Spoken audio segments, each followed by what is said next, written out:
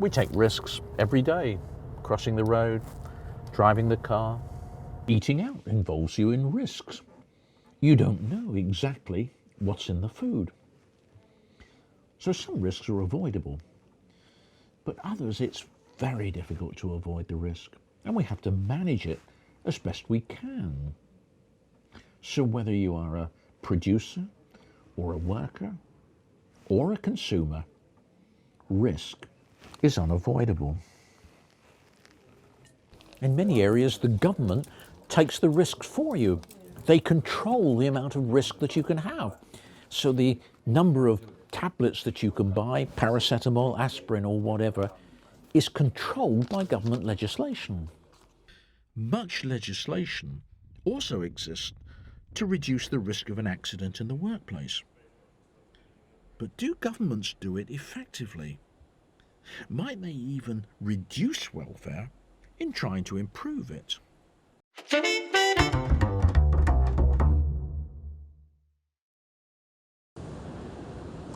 The workplace can be dangerous. Machinery can break down and injure people, or people themselves can be careless, injuring themselves or others. Accident and emergency is often busy with fixing up people who are injured at work. Even the university, a pretty safe place to be, has to abide by health and safety legislation. All firms are obliged by law to conform to health and safety legislation.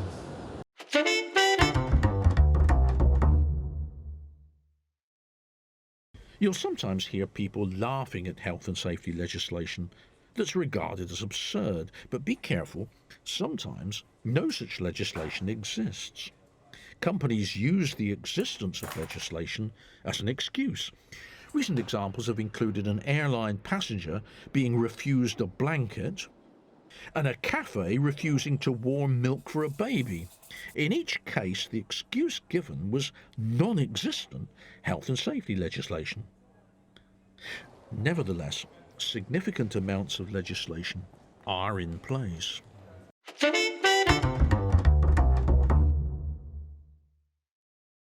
It's obvious why such legislation exists. The benefits to reducing accidents are clear.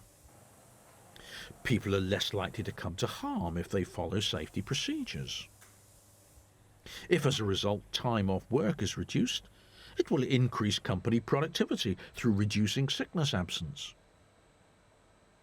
Firms are less likely to be involved in expensive compensation claims from their employees. There's one thing you might reflect on. The benefits of this legislation accrue not just to individuals, but to the firms. So wouldn't companies institute these procedures anyway, even without government legislation?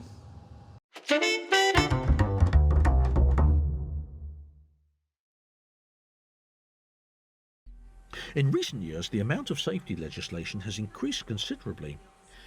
But while consideration is always given to the benefits of the legislation, it's rarely given to the costs. Some of these are pretty obvious, some less so. We'll look at 4 costs in particular. Companies spend a lot of time and effort conforming to such legislation. This often means hiring people to see that there's compliance. But this adds to firms' costs and ultimately to the price of the products we buy. It affects our business enormously. We haven't got the size of company that we are, we haven't got the resource to dedicate a person to health and safety. Ideally, that would be the situation. At the moment, we have a former employee who's now retired, who used to be our health and safety person, and he comes in and gives us recommendations as and when we need them. But there are less obvious costs as well. The costs of health and safety legislation are more easily borne by the larger firm than the smaller firm, so it makes it harder for the smaller firms to survive. You hear people talk about the benefits of smaller firms to the economy. Health and safety legislation makes it harder for small firms to stay in the business. Increased safety legislation can actually increase risks at work. Mining is clearly a dangerous occupation. When safety legislation was introduced into the mining industry in the USA, workers faced reduced risks as a result of the legislation. So legislation was tightened even further, but the result was less safety. What happened? The mining firms decided that they could no longer afford to conform to the new round of safety legislation. So if they were going to have to break the new laws, they may as well not bother with keeping the old levels of safety either. And so accident rates increased.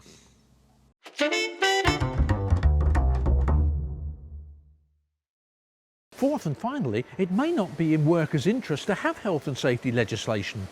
A safer industry increases the willingness of people to work there. The increase in the supply of labour depresses the price of labour. People finish up with lower wage rates. An increase in tomato supply depresses the price of tomatoes. In exactly the same way, an increase in labour supply depresses the price of labour services. In other words, wage rates are lower. Without health and safety legislation, some places are more dangerous to work, and people get paid a higher wage as a result. What health and safety legislation can do is to deny people choice. They can no longer choose a more dangerous workplace, but with a higher wage rate. They're safer, but pay for this safety in lower wages. Some may well think that they would prefer the higher wage. Why should legislation deny them the choice? I ask for the views of Gary Becker. You look at jobs. Some jobs, like certain types of construction jobs, are actually quite risky. There's some loss of life doing a bridge or a high-rise. There's always some loss of life, even with all the safety. Now, if we have to pay workers who are involved in the riskier parts of these activities more than other workers, by how much more? Well, we will use, studies have used, the increasing risk they're facing versus how much more compensation as a revealed measure of how much they need to be compensated for greater risk. And things like that have been done for environmental risk and other things of that type. You're looking at the revealed measures of what people are willing to pay. On a related issue then, do you think there's an argument against introducing safety legislation in mines and so on, because it takes away from people a choice of being able to work for a higher income for a bigger risk? Yeah, well, my general approach to the safety issue is, safety is an important question, like mining and certain other activities. You want to make sure that people have full information about what their risks are. And therefore, the government, I think, has an obligation, a responsibility to provide that, and companies have a responsibility to provide that, or otherwise they should be subject to suits and the like. Given that, given the widespread information, I would go light on other additional safety legislation. But I think you need to have the information. I think that's crucial.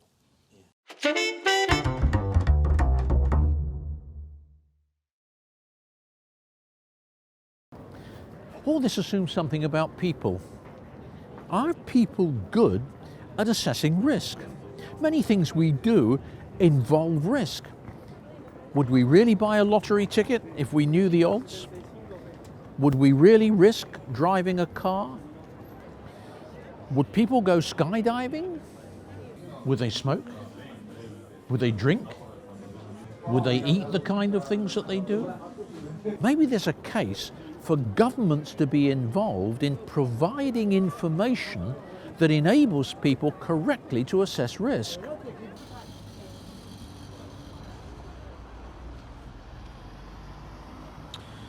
This is the view of Nobel Prize-winning George Akerlof and others, that even when consumers have the information, they're poor at processing it. Hence, the need for consumer legislation to protect them. On the other hand, maybe people are not good at assessing risk because governments have harmed their ability to assess it. For example, when health and safety legislation prevents children from undertaking activities in playgrounds, government is preventing them from learning to assess risk. Perhaps the value of some of this legislation is questionable in the long run.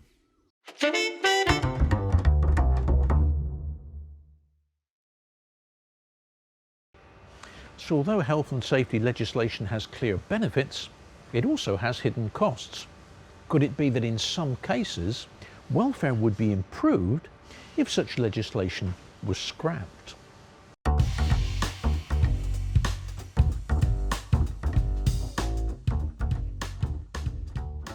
Health is the most important thing a person can have. It's therefore essential to have safety laws to protect workers, whatever the costs involved for firms.